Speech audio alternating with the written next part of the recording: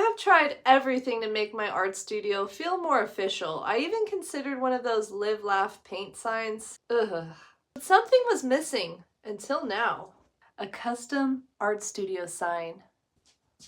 By the way, I'm Yaz, your artsy BFF, and today we're turning this plain palette into a sign that looks like a real painter's palette, complete with colorful paint blobs. It's gonna be fun, a little messy, and totally customizable. Let's do this! First, we need to figure out where the letters will go. I'm using washi tape to mark out my space so I leave enough room for the paint blobs on the edges. Once I've figured out the placement and marked my first edge, I'm using a ruler to measure out where the washi tape needs to go on the other two edges so that everything is even. Now that the area is marked out, I'm taking a measuring tape and measuring the space so I know exactly how large my lettering needs to be in order to fill the space properly. Once your area is marked out, it's time to get the letters ready. I'm using my Cricut for this step, but if you don't have a Cricut, no worries. You can totally use paint pens, stencils, or even freehand your lettering. And no judgment if your handwriting looks like a cryptic message, cause same here, which is why I'm using my Cricut today. Now let's cut out our letters. I'm using permanent vinyl from Hippie Crafter, which is a family-owned art supply brand. They actually sent me this vinyl to review, so let's put it to the test. First up, how smoothly does it cut? So far, so good. No weird snags or tearing. Love that. Now for weeding. If you don't know, weeding is when you remove all the extra vinyl around your design, kind of like peeling off a sticker but leaving only the part you actually want. Some vinyl makes this process feel like performing surgery, but this is coming off really easily. No fighting with tiny pieces. That's a huge win. Let me tell you a little bit more about this vinyl. It comes in a pack of 12-inch by 12-inch sheets with 50 total sheets, 25 matte and 25 glossy. You get a great range of primary and secondary colors to work with, which is perfect for any project.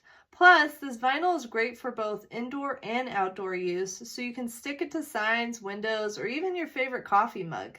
And did I mention it's permanent? So once it's on there, it's not going anywhere. Now the moment of truth, application. Some vinyl doesn't like to stick to wood, but this one is laying down super smoothly. No air bubbles, no peeling. And now the final test.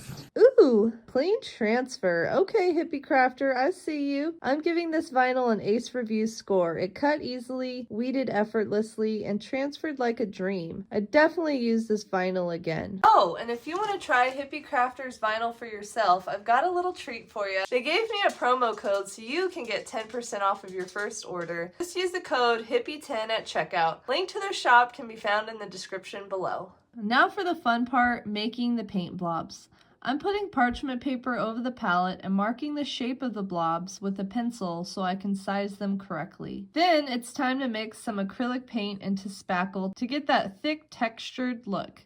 It's basically like frosting, but you definitely don't want to eat this. Next, I'm loading the colored spackle into a piping bag. Now this step definitely took the longest to do of all of this project, just because I had to mix up 11 different colors and load them into 11 different piping bags. Plus, I only had 2 piping tips, so this step took a while, but if you have multiple piping tips, then it shouldn't take you as long. By the way, I'm using this type of piping tip. It came in this pack that I got from the Dollar Tree, which is where I also got the piping bags from. Now, depending on how big you want your paint blobs, you really don't need a lot of spackle. A little goes a long way, so just start with a dollop and mix in your paint. Once you've piped them down, you can smooth them out a bit with a palette knife if you want, but make sure to not make them too thin. They might crack when you try to remove them from the parchment paper, and they naturally flatten out a little while drying. Now, after a while, you might feel like you're just piping frosting, but do not, I repeat, do not let those intrusive thoughts win. Unless you want your dentist to retire early.